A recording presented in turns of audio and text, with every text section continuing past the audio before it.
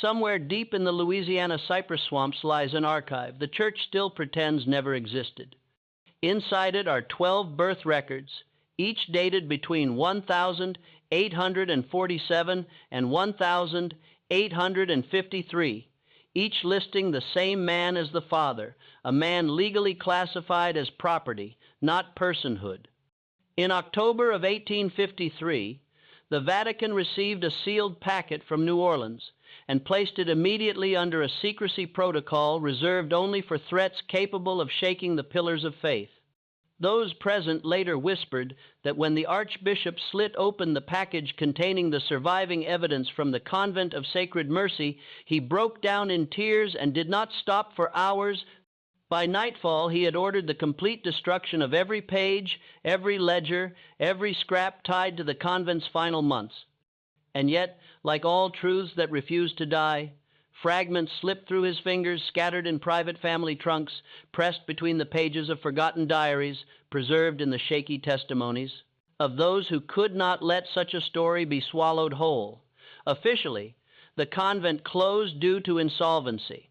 Unofficially, the 12 women who had taken vows there vanished from church records on the same November evening, erased as cleanly as if they had never drawn breath. Before we continue with the story of Sacred Mercy and of the man whose existence the church tried so violently to unwrite, I need to ask you something. If you're listening from Louisiana, from anywhere in the Deep South, or from any corner of this country where the past still whispers through warped floorboards and moss-covered beams, drop a comment telling me where you're tuning in from. This channel survives because of people like you, people hungry for the histories that polite society tried to bury. Hit that subscribe button because what's coming has never been told fully, and it deserves to be remembered no matter how unsettling it becomes. The truth about Sacred Mercy didn't begin in scandal. It began with what the people of Street Landry Parish believed was a rare act of compassion. Saint Martin des Bois sat like a stubborn relic of old France in the steamy cradle of the Teke country, 20-odd miles south of Opelousas. Here the Bayou Teke curled through cane fields and cypress stands so dense they could swallow an entire afternoon. French nobles who fled the Revolution had founded the town, and by 1842 it still clung fiercely to its European manners even as the Louisiana heat melted starched collars and ruined imported fabrics faster than they could be shipped from Paris. At its heart stood the Church of Saint Martin le Vieux, its steeple rising above the flat delta horizon like a silver needle. It was a beacon of Catholic authority in a region where, after midnight, the soft thrum of voodoo rituals drifted up from the slave quarters, and where French, Spanish, English, and Creole blended into a language that bewildered outsiders 3 miles north of town, reachable only by a narrow oyster shell road that dissolved into sucking mud. Every rainy season stood the Convent of the Sacred Mercy. The building had been erected in 1838 by Madame Celeste Dufosa, a childless widow whose sugar fortune had grown so vast that she sought to purchase her way into heaven through conspicuous piety. The convent was intended to house a small community of teaching sisters who would educate the daughters of wealthy planters while offering Christian instruction to slave children on Sundays. A progressive notion for the time, though one that stopped well short of suggesting that black children and white should share the same classroom or the same catechism. The structure itself was built in the West Indies style, raised on brick piers to combat flooding, with wide galleries on both floors that caught whatever breeze might stir the thick air.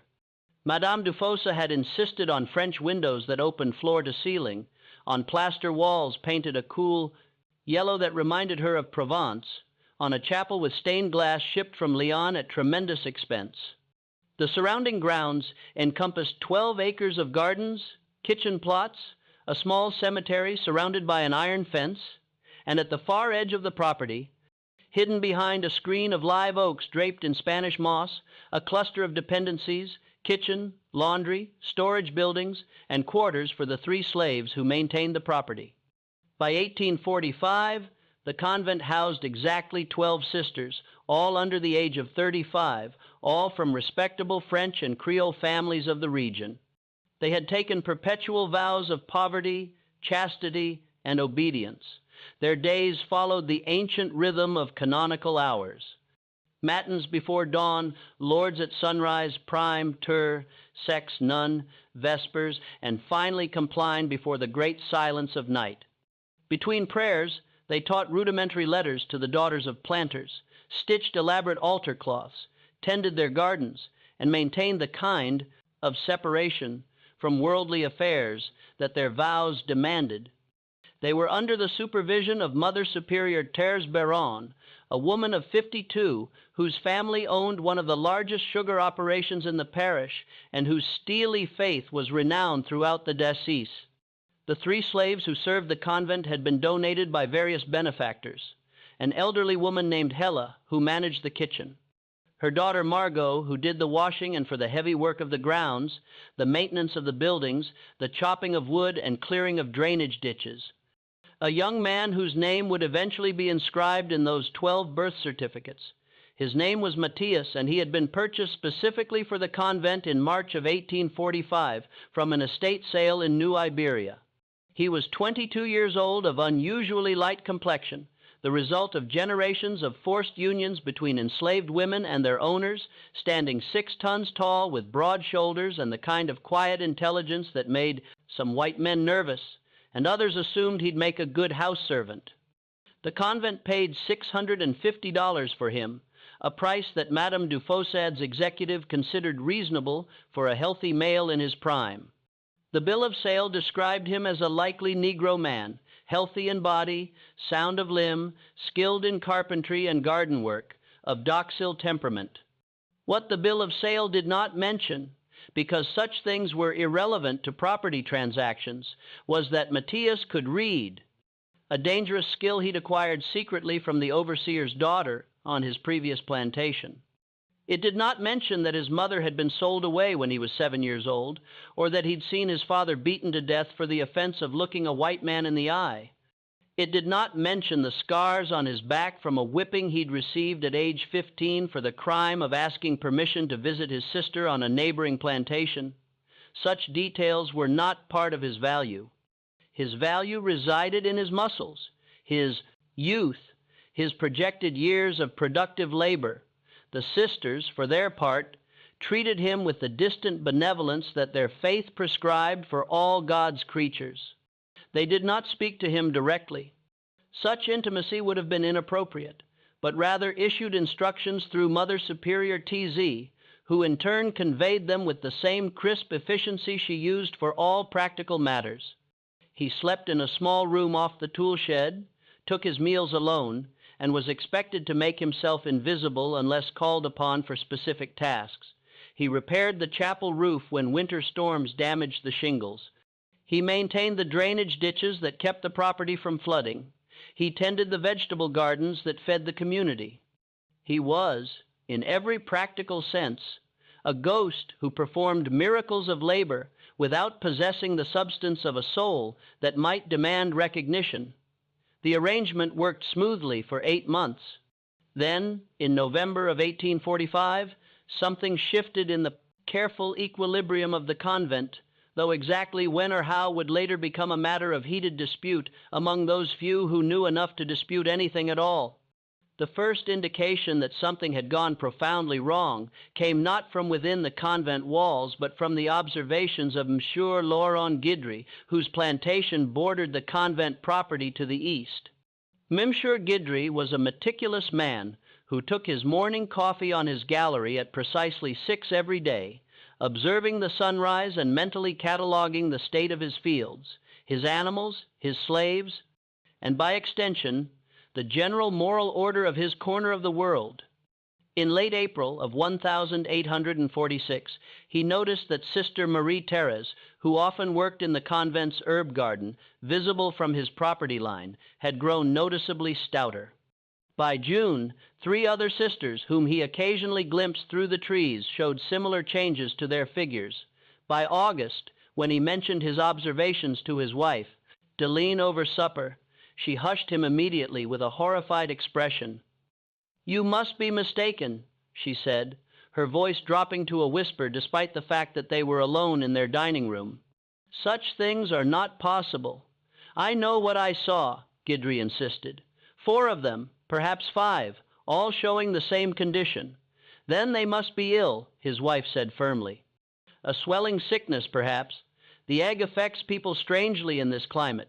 You will not speak of this to anyone, Laurent? To suggest such things about women who have dedicated their lives to Christ? It's not only scandalous, it's blasphemous." Guidry said nothing more to his wife, but he did mention his concerns to Father Dominique Roussel, the parish priest, during confession the following Saturday. He framed it carefully as a matter of potential illness among the sisters that might require pastoral attention. Father Roussel was 73 years old, partially deaf, and had long ago developed the convenient ability to interpret disturbing information in the most benign possible light. He assured Monsieur Guidry that the sisters were under the excellent care of Mother Superior TZ, that the climate of Louisiana was indeed difficult for women of delicate constitution, and that prayer would surely address whatever minor ailments afflicted the good sisters. What Father Roussel did not do was visit the convent to investigate. What he did not do was question Mother Superior Terra about the health of her charges. What he did not do was acknowledge even to himself the terrible possibility that had taken root in Miss Guidry's mind. By October of 1846, the truth could no longer be contained by willful blindness or convenient interpretation.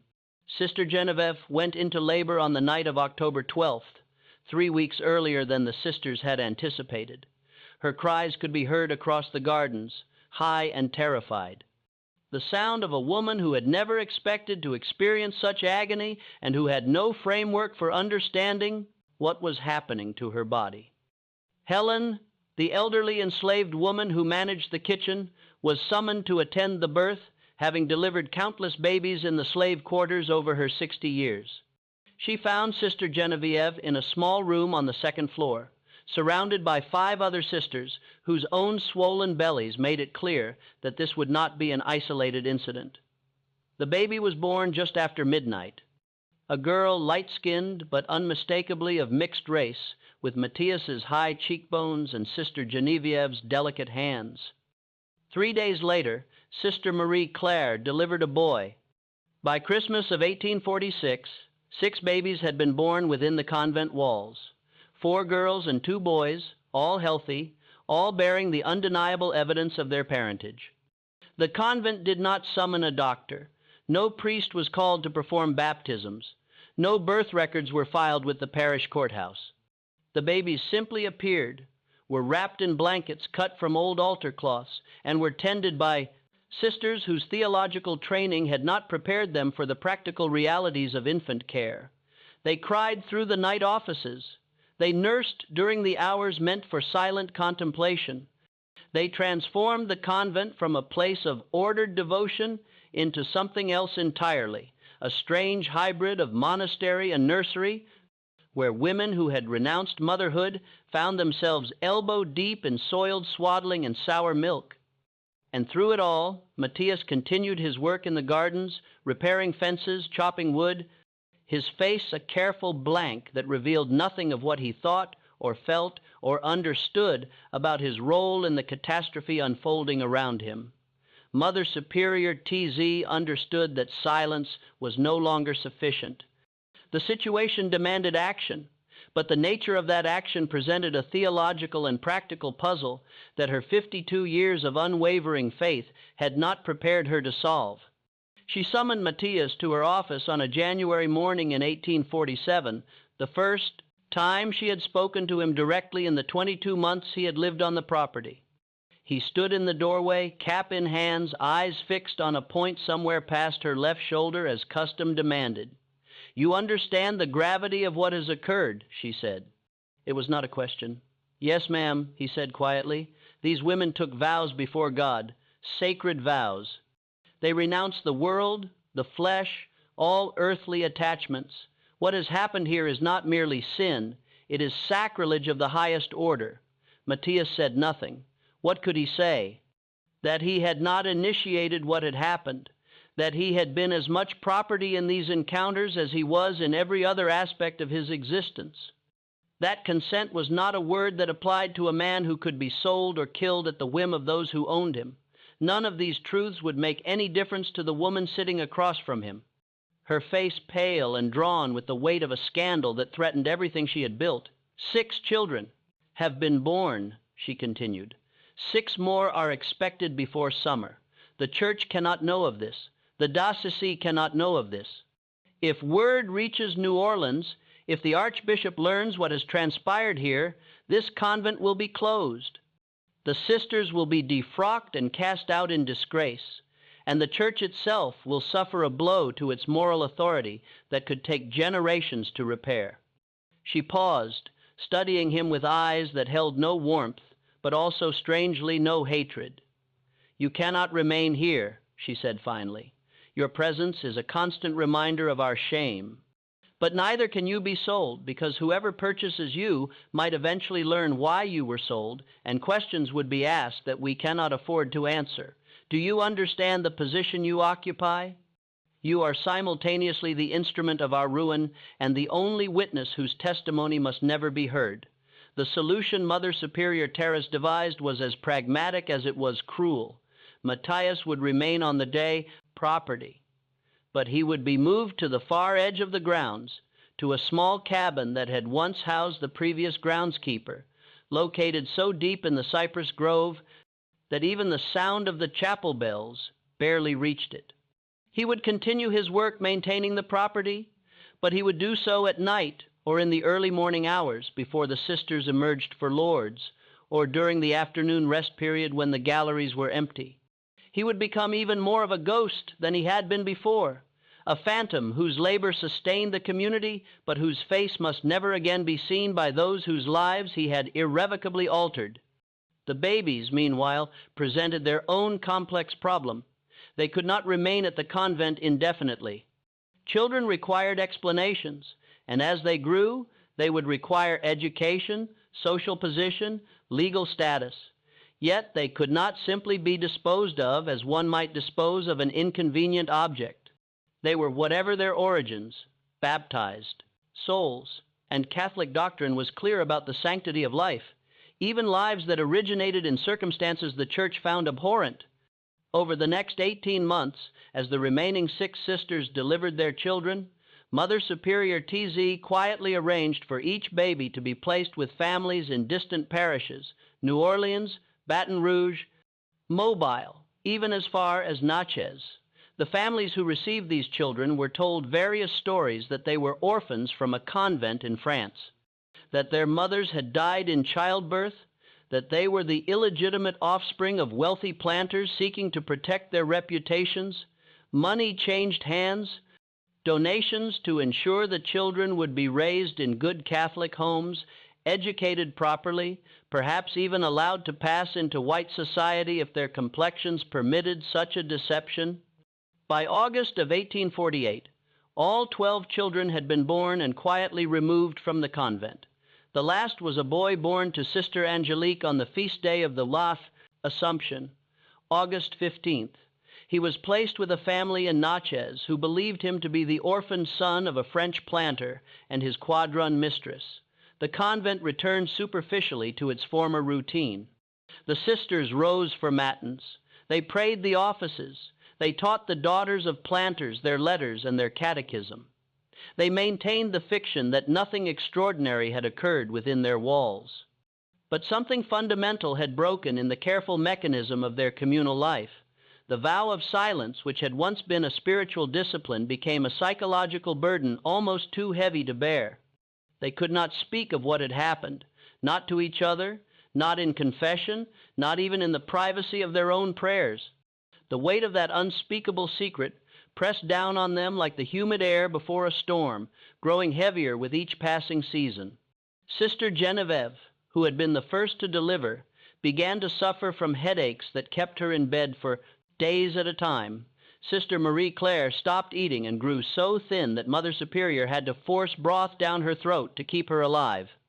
Sister Therese Maline, the youngest at 23, began to scratch at her arms until they bled, leaving scars that she tried to hide beneath her long sleeves. And Matthias, in his cabin at the edge of the property, lived in an isolation so complete that he sometimes went days without speaking a single word aloud.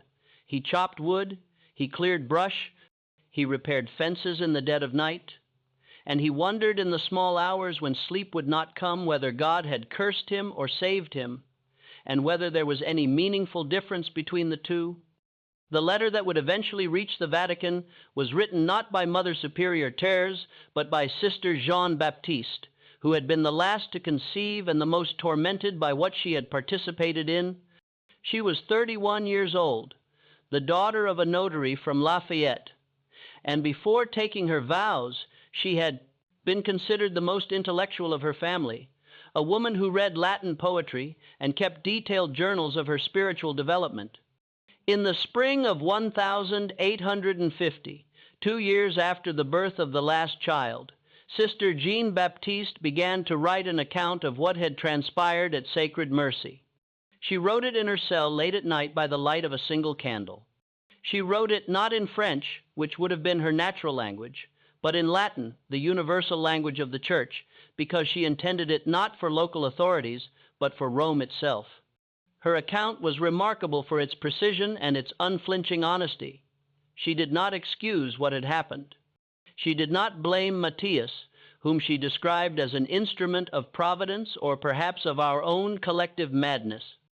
She did not claim supernatural causes or diabolic possession, those convenient explanations that might have shifted responsibility away from the human actors involved.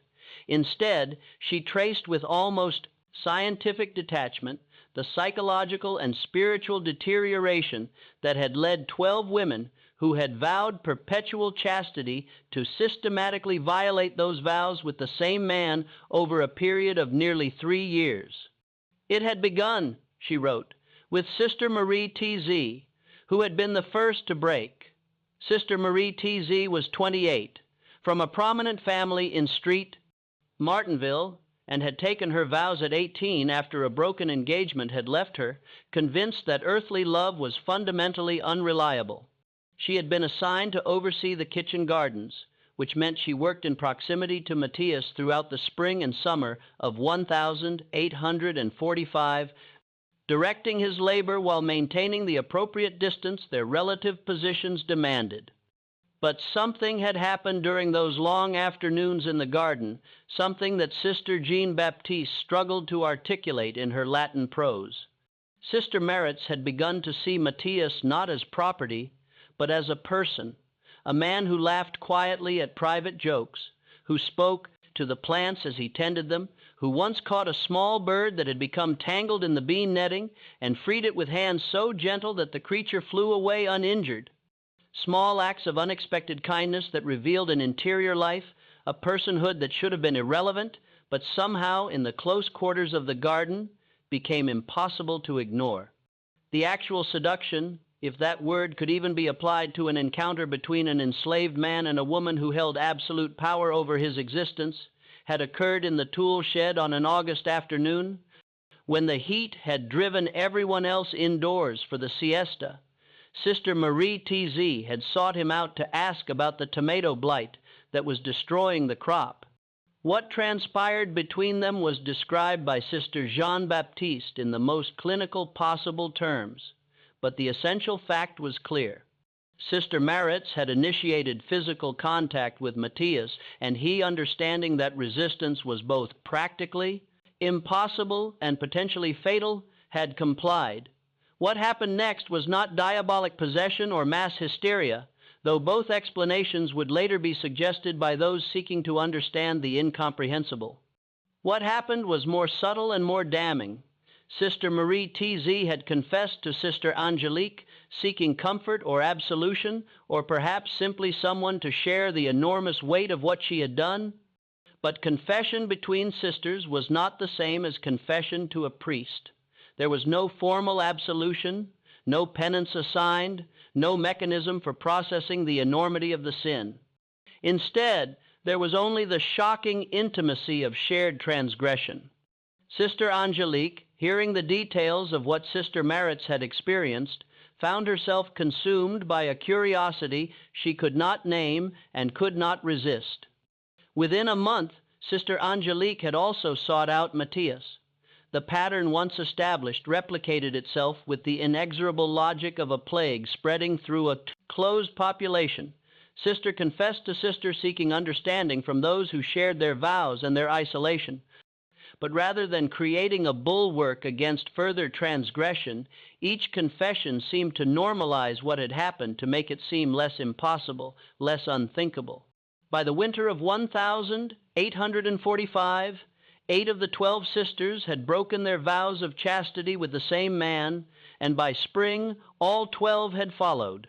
Sister Jean-Baptiste's account struggled to explain the collective psychology that had made this possible.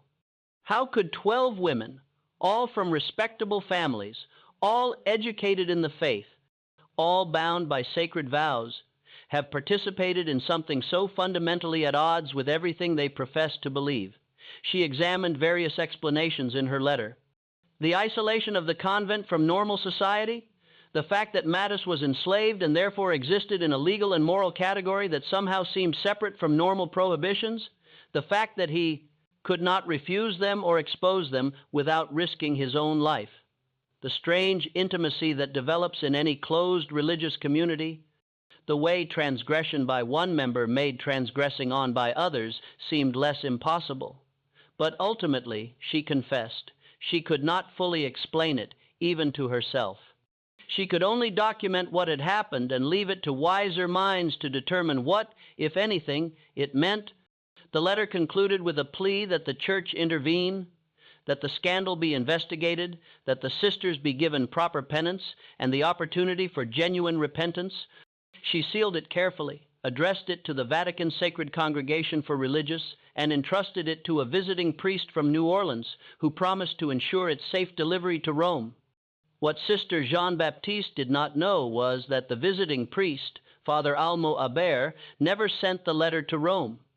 Instead, after reading it in the privacy of his quarters in New Orleans, he summoned the Archbishop, and the Archbishop summoned Mother Superior Terra, and the matter was handled not by the Vatican, but by the diocese itself, in the manner that such matters had been handled for centuries, through silence, through burial, through the systematic erasure of evidence that anything untoward had ever occurred.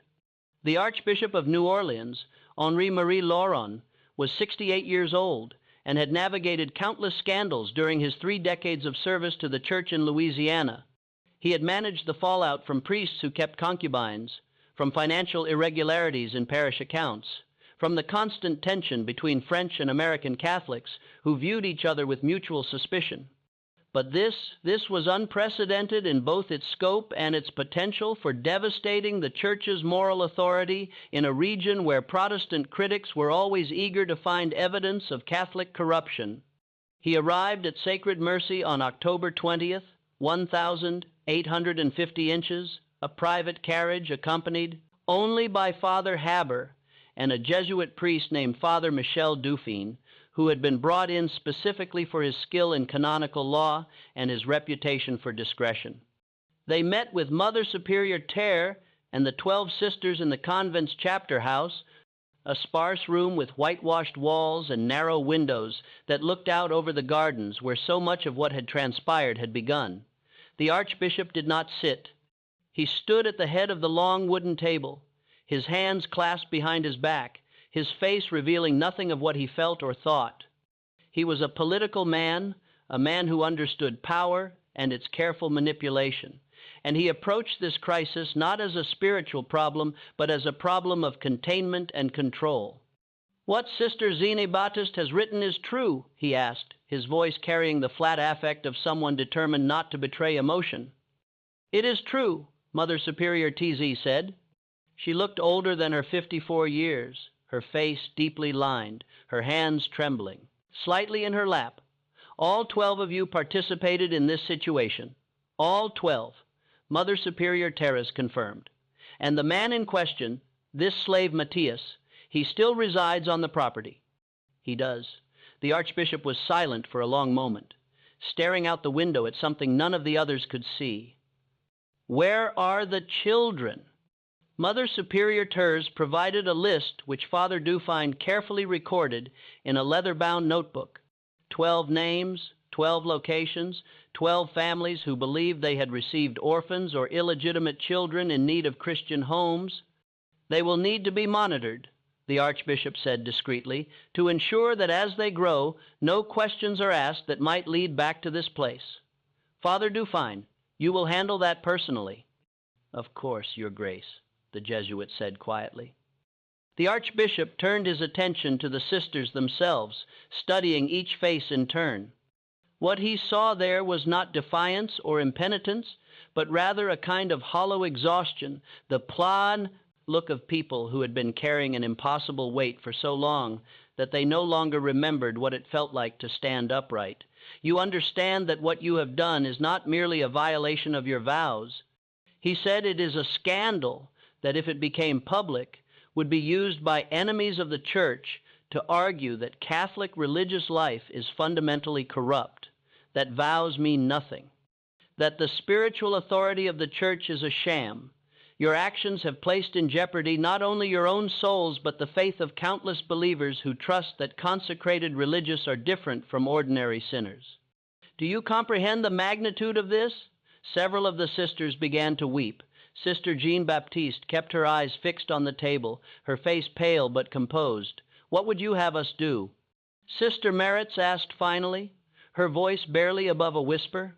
The Archbishop drew a long breath. "You will leave this place tonight. You will be dispersed to different convents across the region, 1 sister per community. Never 2 together. You will take new names. You will never again speak of what happened here, not to each other, not in confession, not even on your deathbeds. You will consider yourselves under a perpetual seal of secrecy, violation of which will result in immediate excommunication and eternal damnation. You will spend the remainder of your lives in prayer and penance, but you will do so in silence, and you will do so apart from one another." "And what of Matthias?" Mother Superior TZ asked. The Archbishop's face hardened. "The man presents a unique problem. He cannot be freed because free people ask questions and tell stories. He cannot be sold for the same reason. His continued existence is a threat to everything we seek to protect." The implication hung in the air, ugly and unmistakable. "Your Grace, Father," here said carefully, "the Church cannot be seen to countenance murder." "The Church countenance is nothing," the Archbishop said coldly. "The Church knows nothing of what has transpired here. Sacred Mercy will close due to financial difficulties. The property will be sold, and in the confusion of that closure, a slave who had been working the grounds will unfortunately disappear. Such things happen in Louisiana. Slaves run away, or they meet with accidents, or they are sold quietly to distant territories. No one will investigate too closely. No one will care particularly, provided the official story is plausible." Sister Jean-Baptiste stood abruptly, her chair scraping against the floor. "You cannot mean to have him killed. He is innocent in all of this, more innocent than we are. We held all the power. We initiated everything that happened. He had no choice in any of it."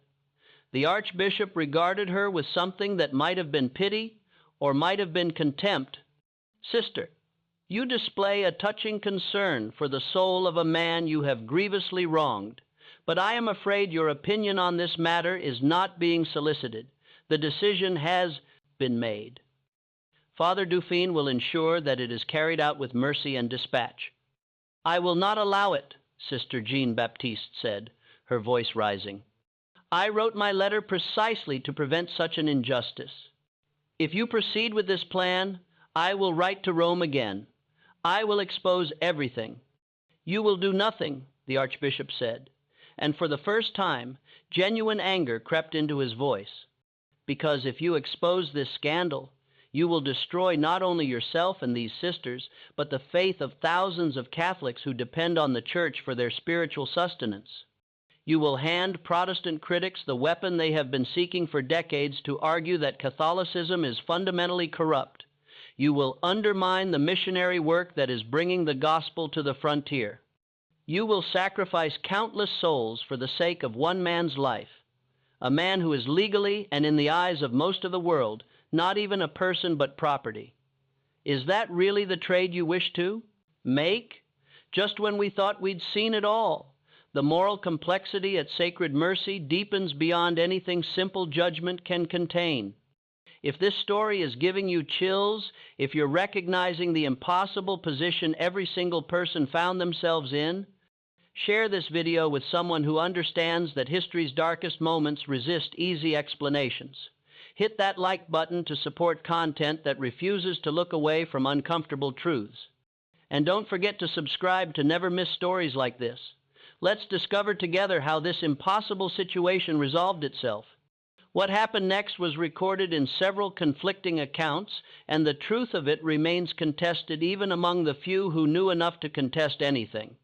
The official record states that the Convent of the Sacred Mercy closed its doors on November 3rd, 1850, due to financial difficulties and the declining health of several sisters. The property was purchased by a planter from Assumption Parish who converted the buildings into a sugar mill. The sisters were dispersed to various religious communities throughout the region. The slaves who had served the convent, Helen, Margot, and Matthias, were sold as part of the estate liquidation. This is what appeared in the diocesan records in the legal documents filed with the parish courthouse in the brief notice that ran in the New Orleans Catholic press. But there exists another account, one that survived only through the private journals of those directly involved and through oral testimonies passed down within families who had reason to remember. According to these sources, the truth was far more complex and far more dangerous than the official version suggested. On the night of October 31st, 1850, 3 days after the Archbishop's visit, Sister Jean Baptiste left the convent grounds after complaint and made her way through the cypress grove to the cabin where Matthias lived in isolation.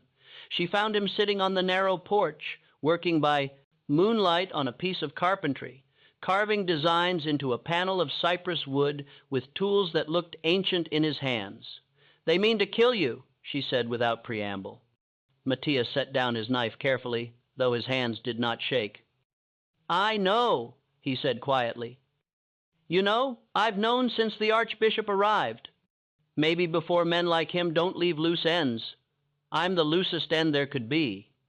Sister Jean Baptiste sank onto the porch steps, her habit pooling around her in the darkness. For a long moment, neither spoke. Somewhere in the swamp, an alligator bellowed, a sound that had become as familiar as breathing during her years at Sacred Mercy. "I'm sorry," she said finally, "for all of it, for what we did to you, for not having the courage to refuse what the others had already done, for not stopping it before it started, for writing that letter thinking it would bring justice when all it's brought is this.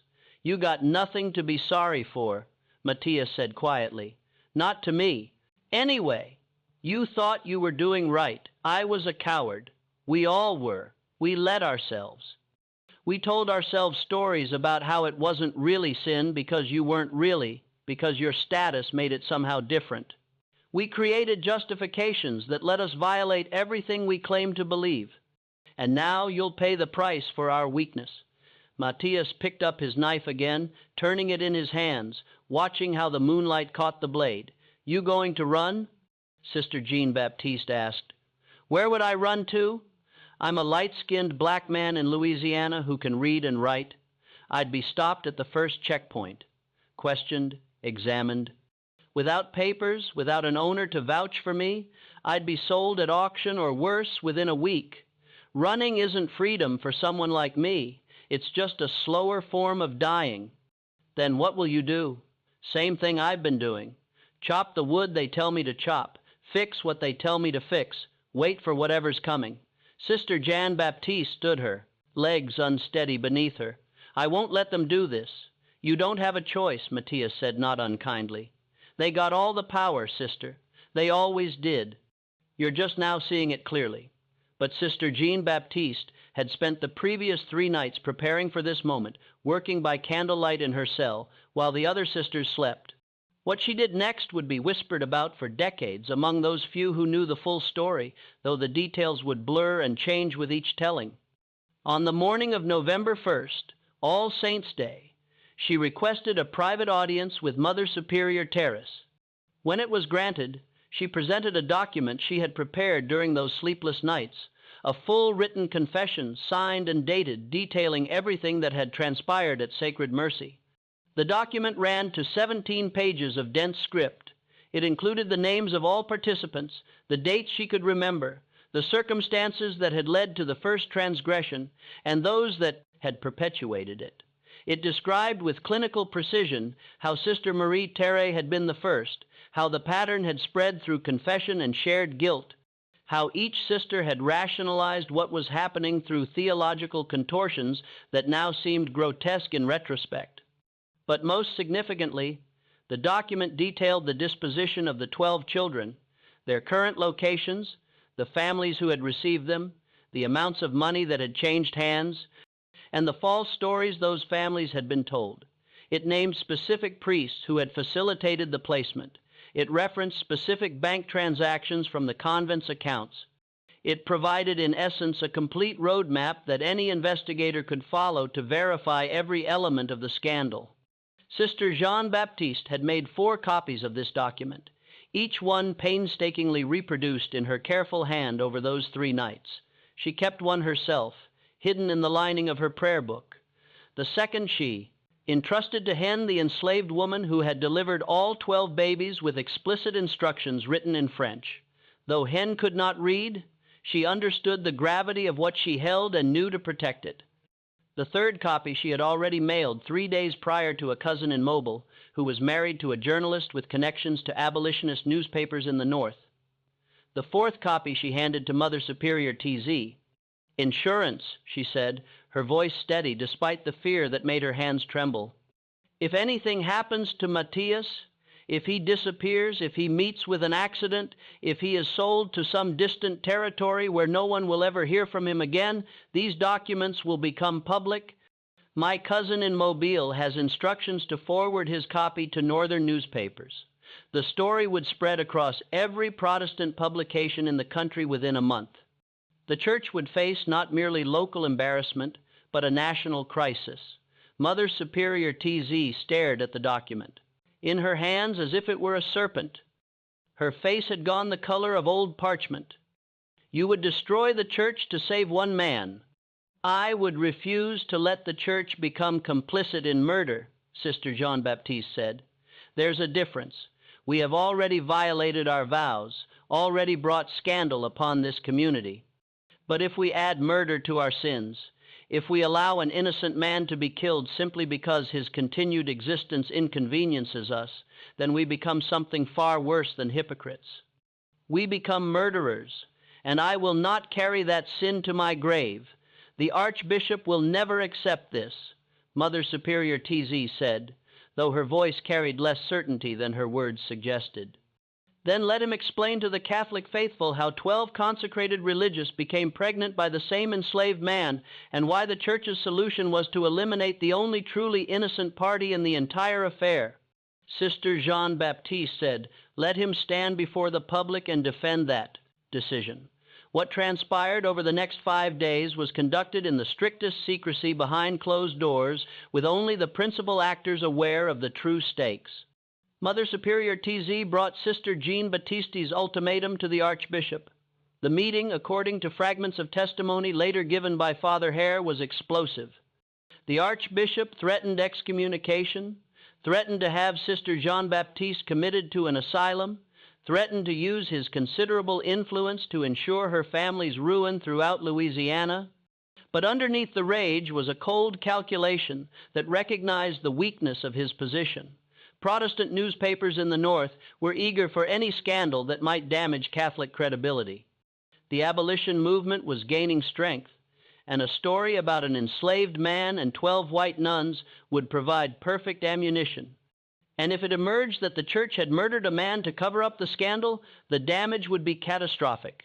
Father Hare and Father Dufine, the Jesuit who had accompanied the Archbishop to Sacred Mercy, both counseled caution. At least the original transgression could be framed as human weakness, they argued. But premeditated murder to protect the Church's reputation would be indefensible before God and man. The Archbishop consulted with his advisors through the first days of November.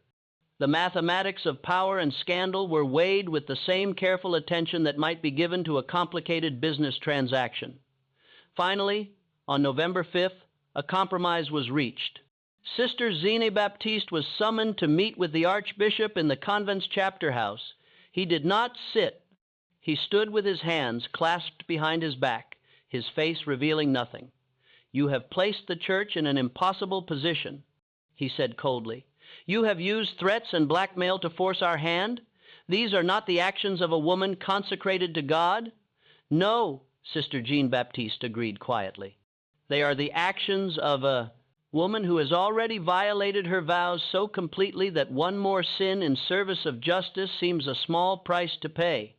The Archbishop's jaw tightened, but he continued, "Nevertheless, we find ourselves constrained by your arrangements. The man Matthias will be manumitted. He will receive papers of freedom, money, and letters of introduction to Catholic communities in the North. He will be allowed to leave Louisiana unmolested. In exchange, you will surrender 3 of the 4 copies of your confession. The 4th may remain with your cousin in Mobile, but only as insurance against any future action on our part. If Matthias arrives safely in the North and remains unmolested, that copy is to be destroyed. Do you accept these terms?" "I accept them," Sister Jeanne Baptiste said, "with one additional condition." The Archbishop's eyes narrowed dangerously. "You are in no position to make demands. I want to speak with Matthias before he leaves to explain what has been arranged and to receive his consent. Without that, I cannot be certain he is leaving freely rather than being coerced." A long silence followed. Finally, the Archbishop nodded curtly. "You may speak with him once in the chapel with Father Dufine present as witness. But understand this, sister. You and the others will be dispersed immediately after Matthias's departure. You will be sent to different convents, separated permanently. You will never speak of this matter again, not to each other, not in confession, not on your deathbeds.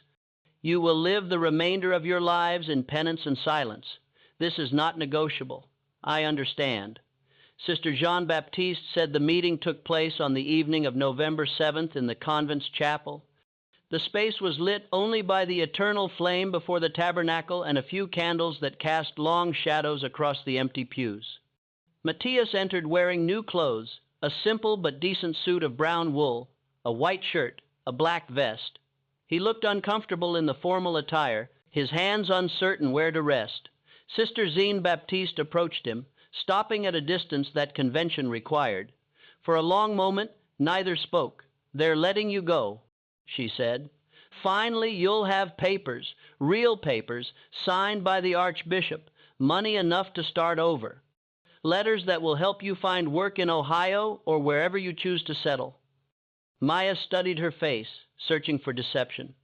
"Why? Because it's the only just outcome. Because you were blameless in all of this.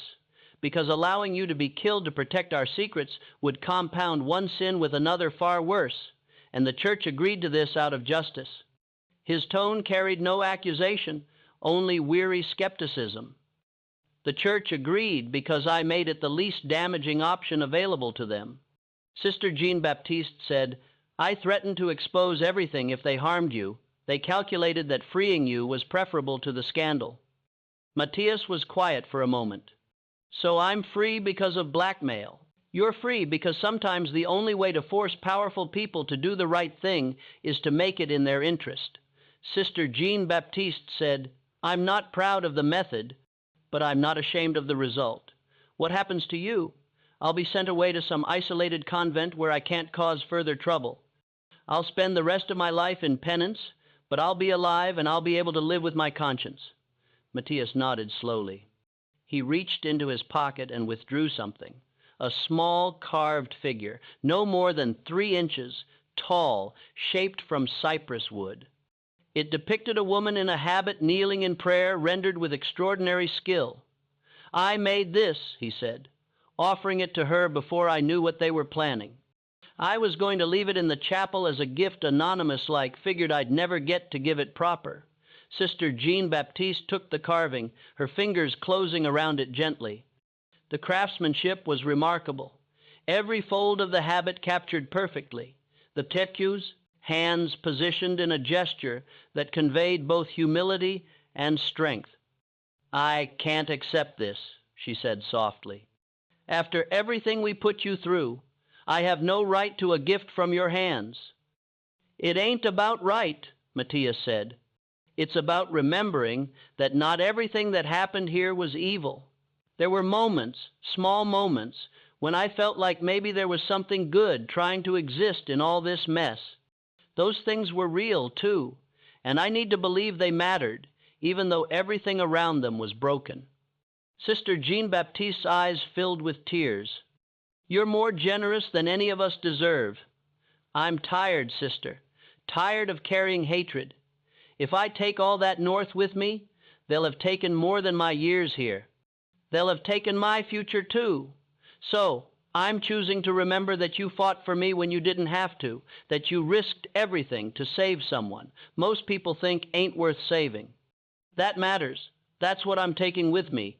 They stood in silence for a moment longer. Then Matthias nodded once, turned, and walked out of the chapel, his footsteps echoing on the wooden floor until they faded into the night. Sister Jean Baptiste remained in the pew, the carved figure clasped in her hands, until Father Dufine gently touched her shoulder and told her it was time to return to her cell. On November 8th, 1850, Matthias walked down the Shell Road from Sacred Mercy for the last time. He carried a canvas bag containing his new clothes, his freedom papers carefully wrapped in oilcloth, $50 in coin, a substantial sum for a newly freed man, and letters of introduction to Catholic communities in Cincinnati and Cleveland. The Archbishop's secretary had provided an additional letter on official church stationery describing Matthias as a man of good character and sound work ethic who seeks to begin a new life in freedom. Several people witnessed his departure.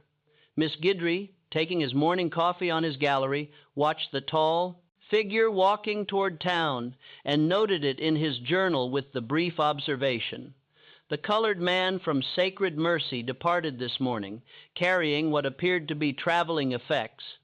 He looked neither back nor around him, but walked with the steady purpose of a man who knows his destination." At the St. Martinville landing, Matthias purchased passage on the steamboat Teche Belle, bound for New Orleans. The boat's manifest listed him as Matthias Duval, free man of color, destination Cincinnati.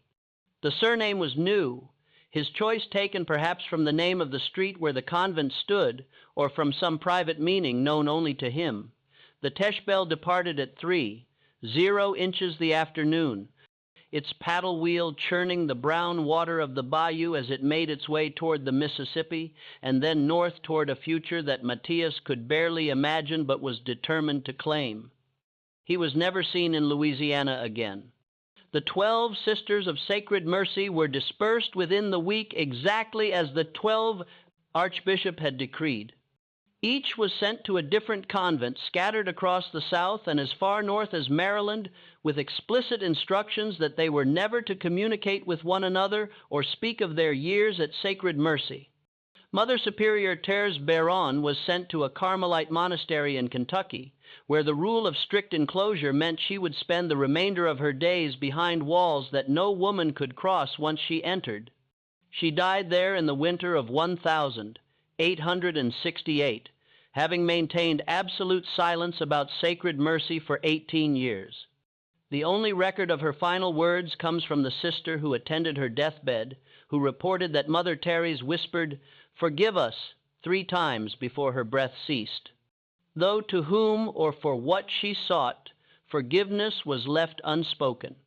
Sister Maritz, who had been the first to break her vows, was sent to a teaching convent in Baltimore. She spent 23 years instructing the daughters of Irish and German immigrants in reading, writing, and catechism. According to letters preserved in the convent's archives, she was regarded as an excellent teacher, but unusually withdrawn never volunteering information about her past and changing the subject whenever her previous posting was mentioned. She died of consumption in 1873 at the age of 56 and was buried in the Convent cemetery under a simple stone that bore only her religious name and the dates of her birth and death. Sister Anelik, the youngest and the mother of the last child born at Sacred Mercy, was sent to a mission convent in Arkansas that served Creek Indians and scattered white settlers. The conditions there were harsh. The sisters lived in rough cabins, subsisted on cornmeal and salt pork, and faced constant threats from both disease and occasional violence. Sister Angelique lasted 7 years before contracting malaria that weakened her to the point where she could no longer perform her duties. She was transferred to a larger convent in Little Rock, where she died in 1859, aged 32. Her final letter to the Mother Superior in Little Rock contained a single cryptic line: "I have paid what I owed, and I'm ready to face my judge." Sister Jean Baptiste was sent to the most remote posting the Archbishop could arrange, a mission station in the Alabama wilderness, 40 miles from the nearest town, where 2 elderly nuns ministered to scattered populations of farmers and the remnants of displaced Indian tribes. She arrived there in November of 1850 and would remain for the next 34 years until her death in 1884. The conditions at the Alabama mission were brutal by any measure. The sisters lived in a log structure with gaps in the walls that let in wind and rain. They grew their own food, hauled their own water, made their own candles and soap. Sister Jean Baptiste, who had grown up in comfort as the daughter of a prosperous notary, learned to split wood, to plant and harvest corn, to treat wounds and illness with herbs she gathered from the forest. But she also wrote despite the isolation, despite the physical hardship. She maintained detailed journals throughout her years in Alabama.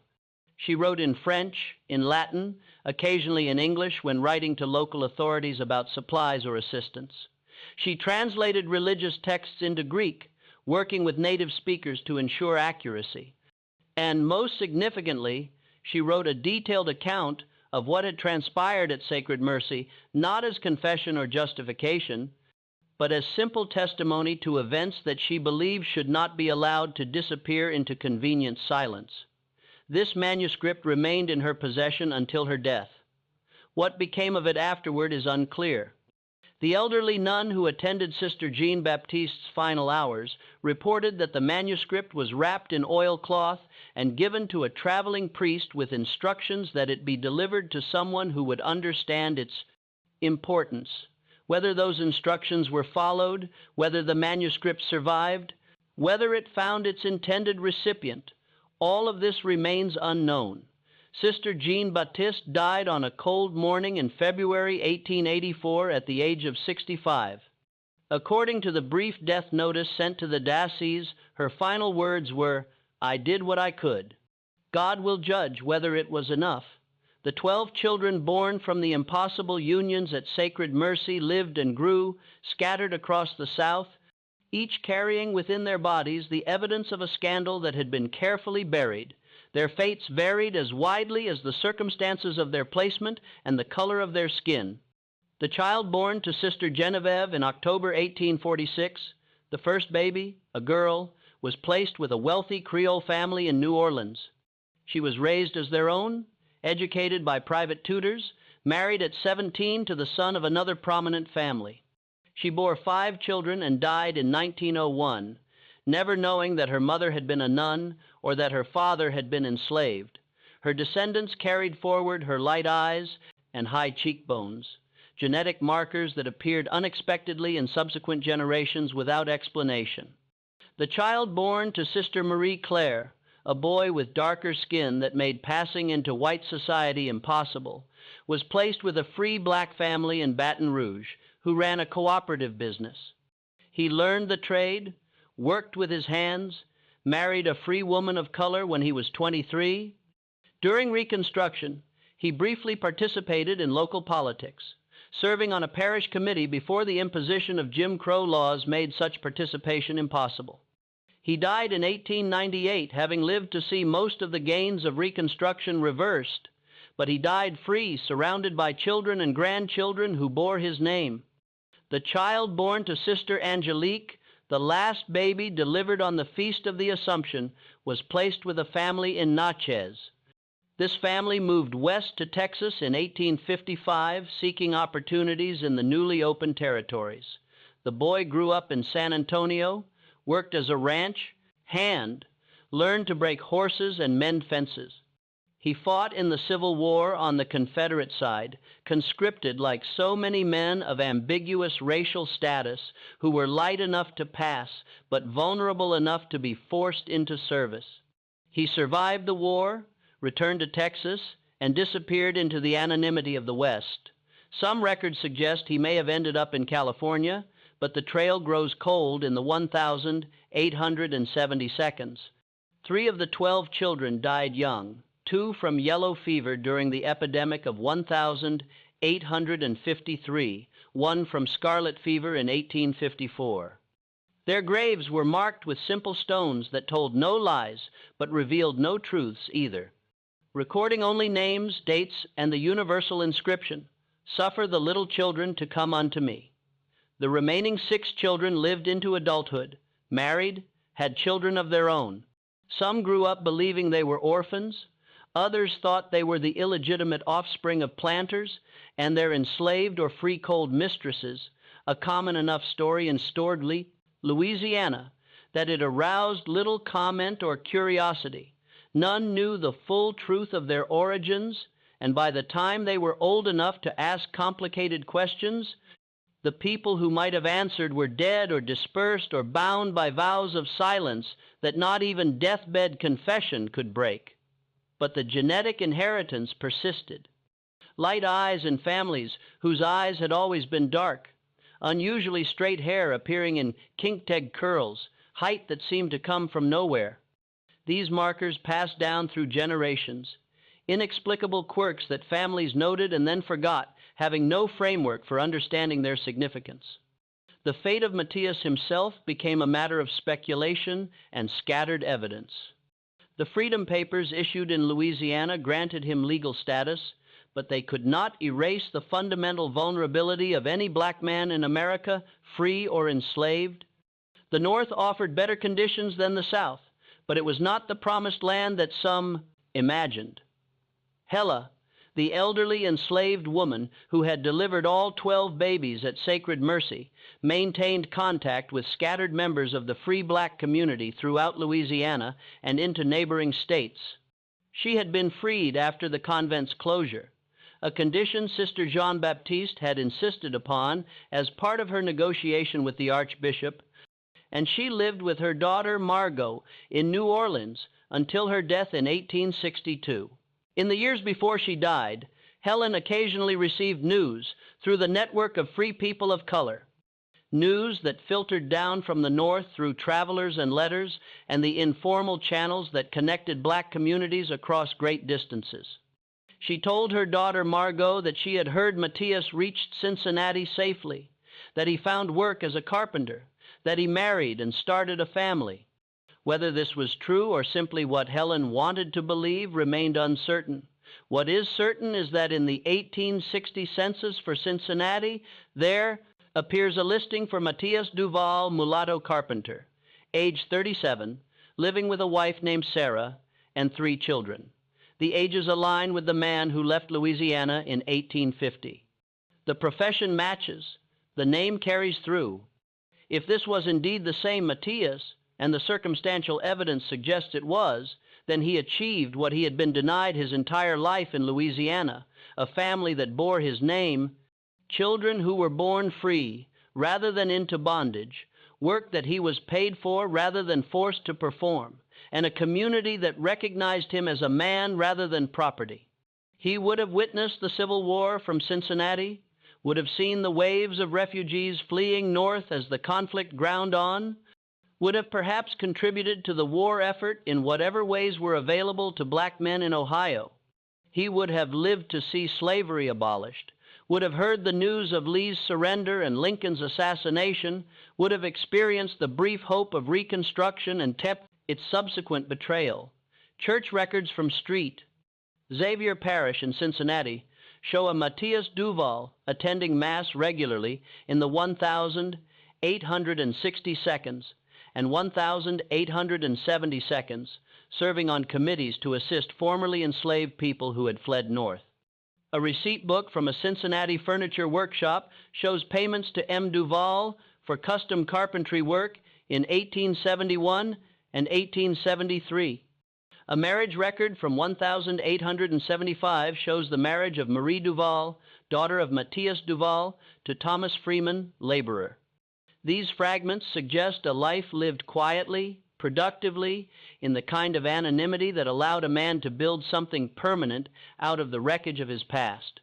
If this was Matthias, and the preponderance of evidence suggests it was, then he lived to the age of 61, dying in Cincinnati in the winter of 1884, the same year that Sister Jean Baptiste died in Alabama. His death certificate listed the cause as pneumonia and noted that he was survived by a wife, 3 children, and 7 grandchildren. The brief obituary in the Cincinnati Gazette described him as a respected craftsman and member of St. Xavier Parish who will be missed by his family and community. There was no mention of Louisiana, no reference to Sacred Mercy, no hint of the 12 children he had fathered under circumstances he had no power to refuse. As far as Cincinnati knew, he was simply a freed man who had made good, one of thousands who had built new lives in the North. The building that had housed Sacred Mercy stood empty for several years after the closure, slowly deteriorating in the humid Louisiana climate. Local people avoided it, though whether from superstition or simple lack of interest was never clear. In 1855, it was finally purchased by a planter named Etienne Boudreau, who converted it into a sugar processing facility. The chapel was stripped of its religious furnishings. The stained glass windows sold to a church in Baton Rouge, the altar dismantled.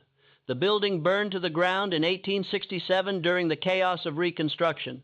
The cause was listed as unknown origin in parish records, though fires were common during that turbulent period and rarely investigated thoroughly. Some said it was Confederate sympathizers punishing Boudreau for his cooperation with Union authorities. Others whispered that it was former slaves who knew enough about the building's history to want it erased. The truth, like so many truths from that era, disappeared into the smoke. The foundations remained visible for years afterward, slowly being reclaimed by the swamp. The cemetery at the far edge of the property survived, its iron fence rusting but intact, its stones marking the graves of sisters who had died before the scandal and of stillborn children from planter families. By the 1,890 seconds, even the foundations had disappeared beneath the relentless growth of Louisiana vegetation. The location of Sacred Mercy became a matter of speculation and fading memory. Old-timers in street, Martinville could point vaguely toward the north and say the convent was out that way somewhere, but precise locations were lost as the men and women who had known the place firsthand died off. The scandal that the Archbishop had feared never materialized, at least not during the lifetimes of those involved. The story was told only in whispers, passed down within families who had reason to remember. Descendants of Helen who had delivered the babies, relatives of the sisters who knew something had gone terribly wrong, but could never learn the full truth, members of the 12 families who had received the children, and sometimes noticed peculiarities that didn't quite align with the stories they had been told. The church survived, as it had survived countless scandals before, through the time-tested strategy of silence, dispersal, and the systematic erasure of inconvenient evidence. The official records remained pristine, unmarred by any hint of impropriety. Sacred Mercy appeared in diocesan histories as simply another small convent that had operated for a brief period before financial difficulties forced its closure. Unremarkable, unmemorable, unworthy of further investigation, but the evidence persisted anyway in fragments. The bill of sale for Matthias preserved in estate records, the baptismal certificates for some of the children with details that didn't quite match their supposed origins. The Freedom Papers issued to Matthias filed with the parish courthouse showing an unusual level of detail and an archbishop's signature on a document that normally would have required only a magistrate's approval. The letters of introduction, some of which survived in the archives of churches where Matthias had presented them, asking for assistance in ways that suggested circumstances more complicated than a simple manumission. These fragments remained scattered through archives and private collections, meaningless to most who encountered them, their significance understood only by those who knew enough to connect them to the larger story, and those who knew enough were by design scattered and silenced, bound by vows or by prudence to carry their knowledge to the grave. Somewhere in the cypress swamps of Louisiana, beneath the water and the rot and the endless cycle of growth and decay, lie the physical traces of sacred mercy, the bricks of its foundations, the iron of its fences, the stones of its cemetery. And somewhere in the bloodlines of America in Louisiana and Texas and Ohio and California and places farther still live the genetic descendants of what happened there, carrying within them the inheritance of 12 women who renounced motherhood and one man who was given no choice in his fatherhood. The scandal remained buried, as the archbishop intended. But the truth, like water finding its way through limestone, continued to seep through the carefully constructed barriers of silence. It emerged in family stories that didn't quite make sense, in genetic traits that appeared without explanation, in documents that survived when they should have been destroyed, in the stubborn human need to understand origins, even when those origins are forbidden knowledge. Sister Jean Baptiste, writing in her isolated mission in Alabama, had understood this. She had written in one of her journals, "Truth is more persistent than power. We may bury it, may threaten those who speak it, may create elaborate structures of silence to contain it, but truth is patient. It waits, and eventually in ways we cannot predict or control. It surfaces not always in the form we expect, not always when it can do the most good, but it surfaces nonetheless because truth is what remains when all the lies have been forgotten." What happened at Sacred Mercy between 1845 and 1850 was a scandal born from the intersection of slavery, religious authority, human weakness, and institutional power. It was enabled by a system that made some people property and gave others absolute control over that property. It was perpetuated by isolation, by the craft particular psychology of closed religious communities, by the ways that transgression by one person makes transgression by others seem less impossible. It was covered up through threats and dispersal and the calculated eraser of evidence, but it was also, in its strange and terrible way, a story about resistance to that cover-up.